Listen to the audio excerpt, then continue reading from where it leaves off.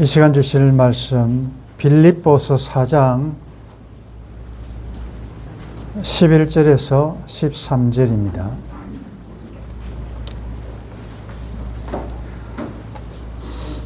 개인 추석 연휴가 끝나고 이제 일상으로 돌아갑니다. 명절이 지나면 따라오는 명절 정후군이라는 단어가 이제 또 우리에게 적용이 되는데, 명절 정후군은 다양하게 나타날 수 있지만 신체적으로 혹은 정서적, 정신적으로 어려움을 겪는 경우가 의외로 많다고 합니다. 좋은 일임에도 불구하고 갑자기 처음 맞는 또 변화된 환경 속에서 또 이동을 하고 또 음식을 대하고 이렇게 하다 보니까 몸이 피곤하기도 하고, 특별히 가족 간의 만남을 통하여 갈등과 또 그 만남을 통한 스트레스 때문에 불만, 불안, 짜증, 우울, 심지어 이런 증상들이 정신적으로도 나타나다 보니까 또 신체적으로도 여러 어려움을 겪는 분들이 의외로 많은 것 같습니다. 여러분들은 어땠습니까? 이제 만남을 통하여 이제 다양한 이야기를 듣게 되는데, 뭐 이럴 수가 있겠죠. 나만 힘들 줄 알았는데 또 그 사람은 아무 어려움 없이 행복하게 잘 사는 줄 알았는데 이야기 듣고 보니까 그분도 또 나름대로 어려움이 있구나 라고 생각하면서 오히려 또 위로가 되기도 하고, 또 더 어려운 이야기를 듣다 보면 그나마 나는 그래도 괜찮게 살고 있네, 이런 경우도 있을 수 있고, 또 반대로 남편이 아내에게 선물도 사주고 명품 가방도 사주고 뭐 이런 이야기를 들으면 잊었던 나의 꿈 이미 접었었는데 생각지 않고 있던 그런 것들이 다시 생각나면서 나는 뭔가, 내 인생은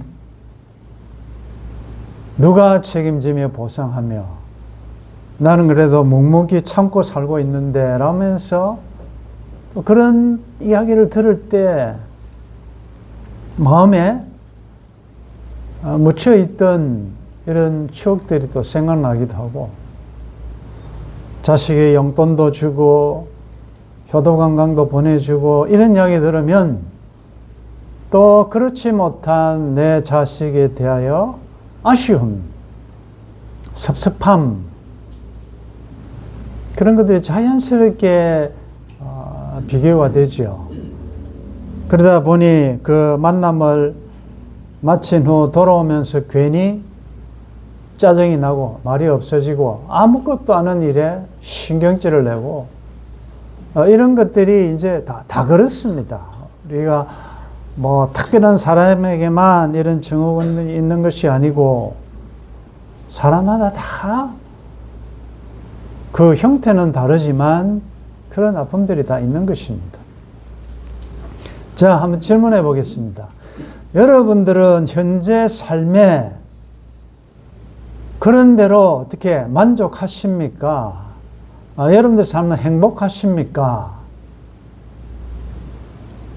아니면 여러분들은 지금 삶에 만족하지 못하고 불만족하고 불행하다고 느끼십니까? 이제 한 번씩 우리가 생각해 봐야 되니까 솔직하게 대면해야 될 내용 아니겠습니까? 자, 그렇다면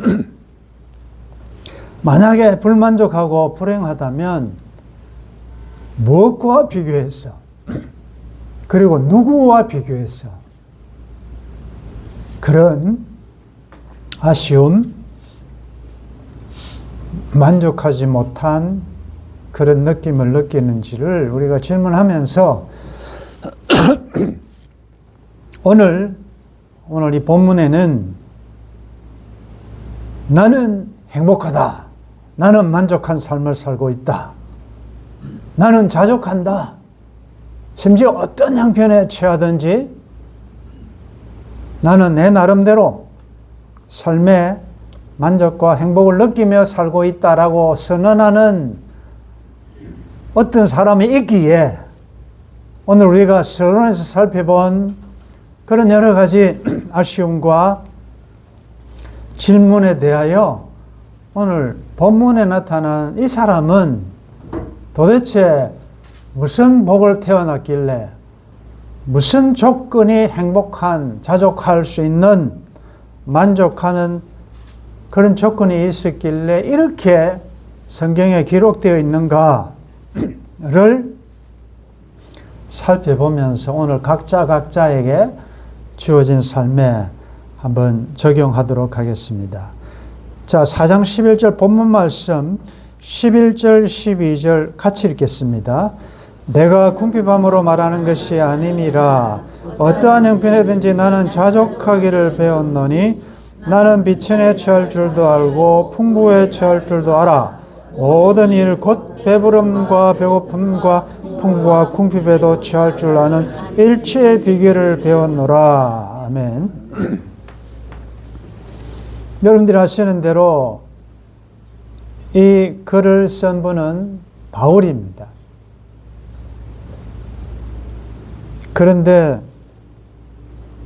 놀라운 것은 바울이 이 글을 쓸 때의 형편이 어떠했던가? 정말 행복할 수밖에 없는, 만족하고 자족할 수밖에 없는, 부족함이 없는 그런 상황이었던가? 그렇지 않다는데 우리는 놀랍게 당황하게 되는 거지요. 여러분들이 아시는 대로 이 글을 쓴 곳은 옥중입니다. 감옥에 있을 때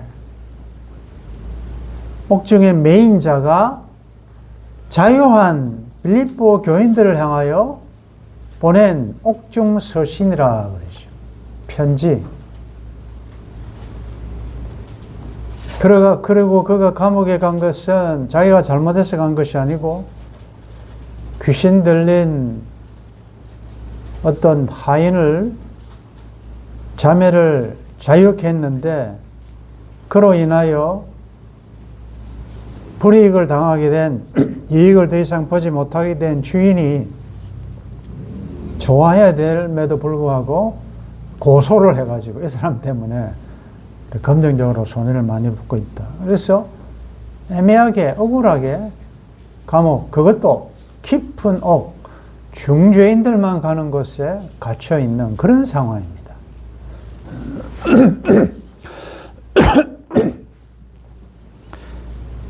그런데 그는 어떤 형편이든지 나는 자족하기를 배웠다. 이제 자족이라는 말, 스스로 만족한다는 말인데, 당시 그 스토아 철학이라는 철학자들에 의한 자족이라는 말의 정의는 인간이 어찌할 수 없는, 변경시킬 수도 없는 불가항력적인 일을 당할 때 그냥 이건 신의 뜻이다. 여기서 신이라는 것은 하나님이라는 말이 아닙니다. 신의 뜻이라고 그냥 받아들이고 인정하고 그냥 어쩔 수 없이 그 운명을 체념적으로, 부정적인 의미죠. 받아들이면서 그냥 그렇게 사는 거다. 이게 당시의 철학자들이 이야기하는 자족이라는 의미의 정의고, 바울이 본문에서 이야기하는 자족은 그런 의미와 다르죠. 바울은 13절에 그 이야기를 하고 있습니다. 자, 13절 우리 같이 읽겠습니다. 내게 능력 주시는 자 안에서 내가 모든 것을 할 수 있느니라. 즉 바울이 이야기하는 자족은 내게 능력 주시는 자, 예수 그리스도시요. 그분 안에서 나는 모든 것을 어떤 형편에서든지 자족할 수 있다. 그분의 긍휼과 은혜와 평강이 나에게 넘치기 때문에 그거로 인한, 그래서 내가 당하는 어떤 외부적인 환경에서도 자기는 초월할 수 있고 초연할 수 있다. 자족할 수 있다. 주 안에서. 우리가 조금 전에 부른 찬송대로 주 안에, 나의 생명 되신 주님 안에서는 뭐든지 할 수 있다는 말은, 다른 말로 하면 주 밖에서는 자족할 방법이 없다는 것입니다. 여러분들 헐리우드 스타들이나 유명한 사람들이 왜 마약을 하고 술을 먹고 왜 그래 불안해하고 정신병자들이 많습니까? 돈이 없습니까? 집이 없습니까? 뭐가 없습니까? 사람은 자기가 인정하든 인정하지 않든 종교의 씨앗, 하나님의 형상이라는 이것이 심겨져 있기 때문에 하나님의 것으로 채워지지 않고 그 세상 무엇으로 채우는 한 갈증이 있게 되어 있습니다. 마시면 마실수록, 홍수 때는 물이 얼마나 많습니까? 그러나 정작 그때는 또 생수가 없기 때문에 갈증은 더한 것입니다. 톱스타가 되고 최고로 올라가면, 정상에 올라가면 만족할 줄 알았는데 해보니까 내가 이것을 위해서 내 인생을 걸고 여기까지 왔던가. 그러니 그 밤에 잠을 자지 못하고 약을 먹지 않으면, 수면제를 먹지 않으면 잠을 잘 수 없는, 밤을 하얗게 지새우고 그러다 보니까 마약이라는 또 거기에 자기 몸을 맡기게 되고 그렇게 되는 것입니다. 바울은 감옥에 있지만 그는 비결을 배웠다. 비결이라는 말은 뭡니까? 비밀이라는 말이에요. 여러분들 이 자족은 그냥 되는 게 아닙니다. 내가 자족해야지 라고 한다고 됩니까? 며칠은 가겠죠. 혹 뭐 몇 달은 갈 수 있겠지만 또 무너지게 되어 있습니다. 근데 바울은 나는 이 일체의 비결을 배웠다. 그럼 누구로부터 배웠냐? 내게 능력 주시는 자라고 말을 했으니까 그는 주님으로부터 또 말씀을 통하여 자족의 비결을 배웠다는 것입니다. 우리가 환경에 영향을 안 받을 수가 없는 존재들 아닙니까? 장관님 기도 가운데서 잠깐 나왔지만 지금 병원에 입원해 있는 그 목사님 다인실에 입원해 계신데 환자들이 이제 목사님은 좀 오래 계시고 이제 원래 병원에 오래 입원면 안 하잖아요. 빨리빨리 바뀌는데 회복되면 바로 나가는데 그러다 보니 이제 환자들이 다양한 또 상황에 있는 환자들이 왔다가 바뀐단 말이에요. 지난번에 한번 어느 교수님 말씀도 제가 드렸죠. 근데 지난 주일 오후에는 가보니까 그 또 어떤 환자가 바로 앞자리에 왔는데 누워있는 환자는 뭐라고 잘 알아듣지도 못할 말로 말을 하고 처음에는 간호하는 간병하는 그분이 누군지 몰랐는데 알고 보니까 딸인 것 같아요. 아버지 이제 빨간 날 지나고 회복되면 태어납니다. 그때까지 좀 참으세요. 참으세요. 계속 실랑이를 하는데 이유는 아버지가 하여튼 산소 마스크를 쓰고 있고 안 하던 분이 그걸 하니까 얼마나 불편합니까? 그걸 자꾸 떼고 자꾸 끊고 하다 보니 보호자의 요청에서 이제 손발을 묶은 거죠. 계속 다투고 이제 추석 연휴가 돼서 그런지 또 가족들 며느들이 자꾸 오더라고요. 그런데 여동생이 또 와가 오빠 내가 누군지 아느냐? 그리고 제발 좀 의사 말 좀 들으라. 아버지보다 딸이 먼저 죽겠다. 딸 봐라. 지금 이렇게 아버지 간호한다고 옆에서 이렇게 고생하고 있는데 그 말 안 듣고 자꾸 이걸 왜 끊고 가려고 하느냐라는 그런 이제 이야기들이죠. 잠깐 딸이 배운 사이에 이제 아내한테 누워있는 분이 하는 말이, 아줌마, 가위 좀 갖다 주소. 내가 끊고 집에 갈란다라고 하면서. 여러분들, 짧은 시간이지만 이전에 경험하지 못했던 그런 환경은 불편합니다. 그럼 막 벗어나고 싶어요. 알면서도 막 괴로워요. 여러분들이 보이지 않는 어떤 경제적인 또 여러 문제로 여러분들이 병에 보이지 않게 갇히면 못 견뎌야 합니다. 거기에 오늘 본문이 이 제목이 자족인데, 자족이라는 말은 너무나도 사치스러운, 너무 안 맞는, 우리가 다 그런 존재들 아닙니까? 그런데 이 바울은 너무나도 억울하게 감옥에 갇혀 있으면서 무엇이 그로 하여금, 특별히 우리가 아는 대로 다른 장에 보면 밤중에 바울과 실라가 그 고통스러운 밤중, 시간적으로는 자정하라고 되어 있는데 노래했다, 찬양했다. 여러분들, 노래라는 것은 기분이 좋아야 할 수 있는 거 아니겠습니까? 고통스러운데 무슨 노래가 나오겠습니까? 그것도 또 이제 묻는 거죠.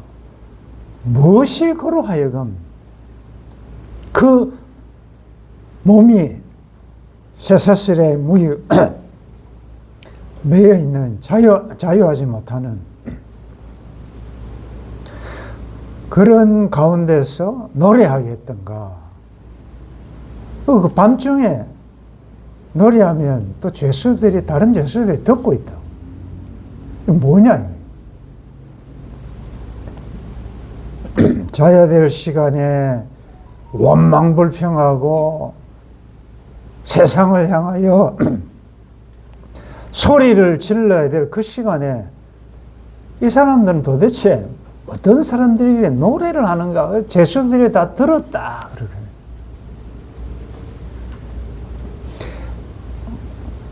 우리가 그 감옥에 보내신 하나님의 뜻을, 결론을 알고 있지 않습니까? 그 간수 가정을 구원하시기 위하여 누군가는 가야 되니까. 그러니까 바울은 억울하게 그곳에 감옥에 잡혀간 게 아니고 하나님이 희한한 방법으로 그곳에 보내신 겁니다. 그러니 바울은 감옥에 있어도 나를 이리로 보낸 분은 하나님이시고, 도대체 하나님이 무슨 뜻이 있어서 나를 이렇게 매도 많이 맞고 이렇게 갇히게 했던가, 그 뒤에 알게 되는 거죠.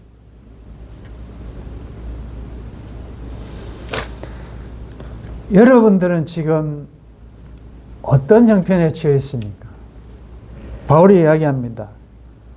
나는 비천에 취할 줄도 알고 풍부에 취할 줄도 알고 배부름과 배고픔과 풍부와 궁핍의 배도 취할 줄을 아는 일체의 비결을 배웠노라.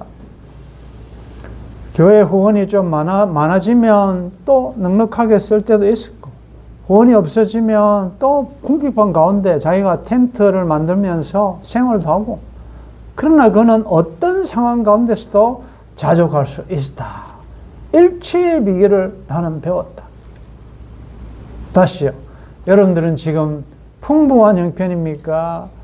배고픈 형편입니까? 높은 데에 있습니까? 아니면 비천하게 있습니까? 이건 꼭 물질적인 뿐만이 아니라 사회적으로도 그 정도로 낮은 위치에 있을 수 있다는 거죠. 여러분들, 우리가 살다 보면 전도서에 있는 대로 형통한 날도 있고 공고한 날도 있지 않습니까? 평생에 한 번도 어려움이 없는 사람도 없고 한 번도 형통한 날 없이 그냥 공고한 날만 있는 사람도 없지 않습니까? 어떨 때는 행복한 날도 있고 또 그래도 어떨 때는 내 뜻대로 안 되는 때도 있고, 다 이게 계속 왔다 갔다 하나님께서 그렇게 하신다고. 오늘 우리가 이제 명절을 지내면서 바울이 옥중에서 온 편지 우리가 이제 읽었는데, 그 무리도 우리가 주 안에 있는 나에게 딴 근심 있겠냐라 찬송을 많이 하지 않습니까? 우리가 지금 주 안에 있지 않습니까? 주 안에 계신 분들 아멘 하십시오. 아멘. 우리가 주 안에 있잖아요. 목자 안에, 주 품에 우리를 안고 가시잖아요. 주의 팔에 안기어 있는 우리가 왜 주 밖에서 오는 여러 가지 어려움들을 때문에 염려, 걱정, 불안, 초조, 심지어 할 필요가 있느냐? 너희 염려를 다 주께 맡겨버리라.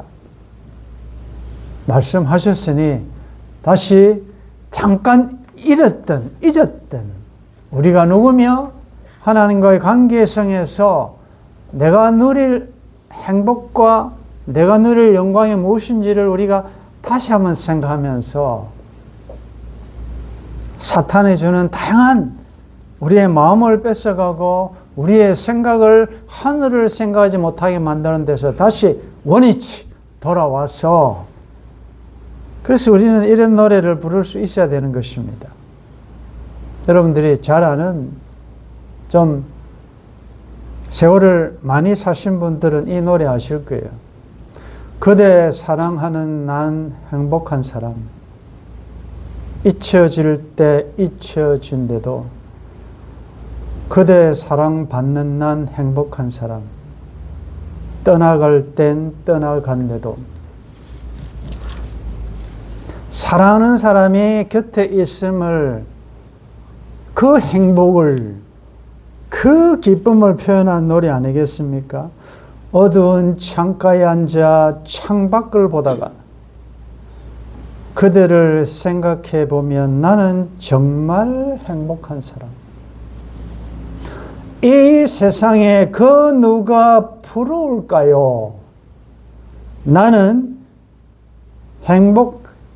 행복했었다도 아니고 행복할 것이다 아니고 나는 지금 행복하니까. 잠시 지나가는 세상에 사랑하는 사람을 생각만 해도 이렇게 행복하다고 고백할 수 있다면 여기에 그대의 사랑하는 주님을 한번 대입해 봐요. 예수님을 사랑하는 우리는 행복한 사람이고 예수님의 사랑을 받는 우리는 행복한 사람이다. 당신은 사랑받기 위해 태어난 사람, 우리 지금도 하나님의 사랑받고 있지 않습니까? 어두운 창가에 앉아 다시 반복됩니다. 창밖을 보다가 주님 생각해 보면 나는 정말 행복한 사람. 이 세상에 그 누가 부러울까요? 묻겠습니다. 여러분들은 지금 누구를 부러워합니까? 무엇을 부러워합니까? 여러분들 동창이나 친구 중에 좋은 신랑 만나서 좋은 집에서 좋은 차 타고 하고 싶은 거 다 하고 명품을 걸치고 다니는 부러우십니까? 그는 믿지 않는데 주 밖에서 형통한데 주 밖에서 뭘 가졌는데 잠시 후에는 주 밖에 있는 자들은 영원한 죽음으로 들어갈 자들인데 잠시의 형통을 우리가 어떻게 부러워한단 말입니까?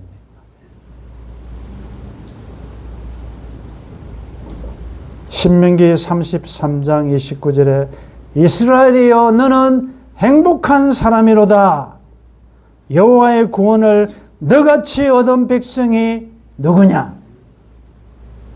여러분들 이름 넣어봐요. 사랑하는 장로의 권사의 집사야 누구야? 너는 참 행복한 사람이다. 모세가 죽기 전에 광야에서 태어난 2세 이스라엘 백성 자손들을 모아놓고 이 세상을 떠나면서 유언처럼 한 설교예요. 쫙 이스라엘 역사를 출애굽의 역사를 하면서 너무 감격스러워. 이 120세 된 이 노 설교자가 인생을 마무리하며 하나님 나라로 떠나기 전에, 본향을 향하여 떠나기 전에 그들을 향하여 하는 말이 이야, 너희들 참 복 있다. 자기를 포함해서 우리 참 행복한 사람이다. 우리처럼 여호와의 구원을 받은 자가 누가 있느냐? 여호와의 구원을 얻었다는 말은 수동태 아니에요? 이게 신적 수동태란 말이에요. 울어도 참아도 힘써도 못 얻을 구원을, 하나님의 은혜로 이 쓸데없는 자 왜 구원해 주셨는지. 나는 지금 행복하네.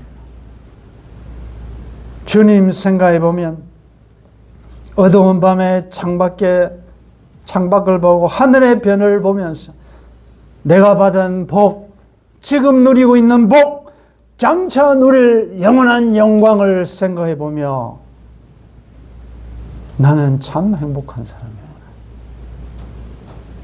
여러분들의 삶을 안 믿는 사람이 부러워해야 되죠. 우리가 믿지 않는 그들을 부러워할 수는 없죠. 이제 여러분들의 상황과 상황에 관계없이 믿지 않는 친구, 믿지 않는 자들의 악인의 형통을 부러워하지 마시고 지금 현재 내 앞에 어떤 형편이 있든지 앞으로도 어떤 상황이 벌어질지 모르지만 어떤 형편이든지 그리스도로 인한 내게 능력 주시는 자 그분으로 인한 자족하고 행복한, 그래서 하나님께 영광 돌리는 복된 삶을 살 수 있기를 주의 이름으로 축원합니다. 아멘.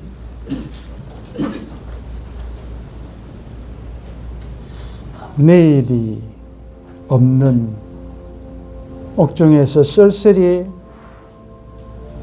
죽어야 되는 상황일지도 모르는 그 깊은 감옥에서 오늘 산돌교회를 사랑해서 하나님께서 바울이 쓴 옥중 서신을 들려주셔서 감사합니다. 내게 능력 주시는 자 안에서 우리는 모든 것을 할 수 있습니다. 이제 자족하게 하여 주옵소서. 쓸데없는 비교하지 않게 도와주옵소서.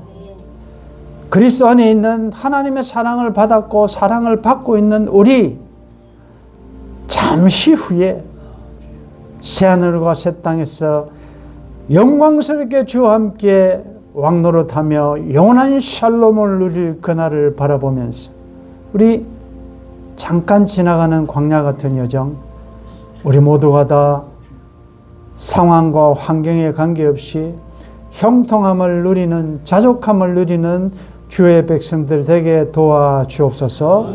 주 예수님의 이름으로 기도드리옵나이다. 아멘. 오늘 이